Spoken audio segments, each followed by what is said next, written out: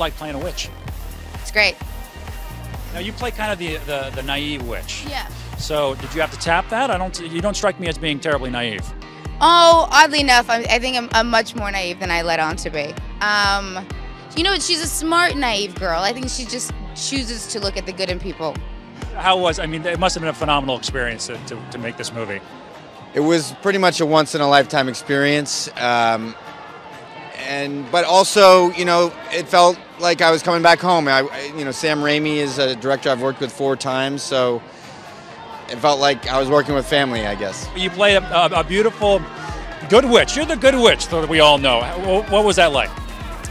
Oh, it was fun. Honestly, it was fun. It was fun to go to work and think good thoughts and believe the best in people. It's a nice space to live in. Is that who you are, the good, pure person? So what was it like to play a witch? It was very fun. I get to fly. I get to shoot lightning bolts out my fingertips. That's my magic power. What else? I just get to be really, really bad and cruel. And the bad, evil one. Is that a part of your personality that you just don't show very often? Well, the thing about real life is you can't really be bad because people get hurt. The good thing about films and drama is you can be bad and it's just make-believe. No one's really getting hurt. So I think we're all bad, but we keep it under control. But I didn't have to. I unleashed my badness. Did you enjoy that? I loved it. I loved it. It's very fun being bad. What was your favorite part about doing it? What did you enjoy most? I think he's just a great character. You know, he was written as a comedic character, which I thought was very important because it would sort of play off of, you know, the amazing spectacle of Oz if you had this sort of bumbling, slightly selfish character at the center of everything. It would just make it a lot more fun. So I was drawn to the character from the very beginning. Who's more romantic, you or Ashton? So Wizard of Oz comes out.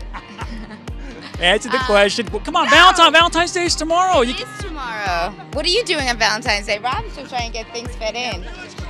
So tell me, what are the tricks of trade as to playing a cute, furry little monkey? Just be adorable. No, you know, it wasn't the kind of thing where I was in a booth. I actually was down there, like, squatted down, being 36 inches tall, acting with all the other actors. So I guess being limber helped, being able to climb into trees and stuff.